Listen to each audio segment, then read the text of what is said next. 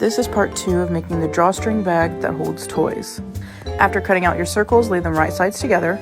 You'll need roughly 3 yards of bias tape, and making sure that the raw edge is facing out, you want to pin or clip all the way around in between the 2 pieces. And then what I do is just readjust the clips to sandwich all 3 together. Once that's done, sew at a 1/4 inch seam allowance, leaving a gap for turning. There may be some spots that are a little uneven, that's okay, I just clip them off with my shears.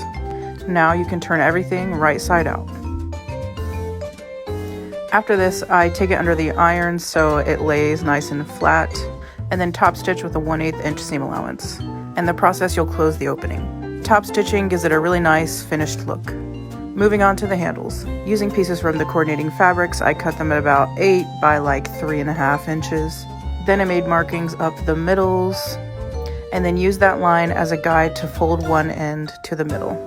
Then I realized it was a little bit bigger than I wanted it to be, so I folded the other edge about a 1/4 inch from the other side. Again, ironing that down. Do the same for the other one, and then lay your pieces with the raw edges together. Then use pins or clips. Then you can take it to your machine and sew down both sides with a 1/8 inch seam allowance. After this, I just shear the raw edges off. The shape was a little weird after all that, so I ironed it and it made it nice and flat. Repeat all those steps again so you have 2 handles. You want to fold down each side about a 1/4 inch. Doesn't have to be perfect, but just enough so that the raw edge isn't going to be showing. And then I just eyeballed the heck out of the placement and pinned it down. And then sew down both sides. I forgot to film sewing it down, but this is what it looks like afterwards. Now that the straps are on, we can move to the next step. I'm using this black cording I got, but you can probably use any kind of ribbon.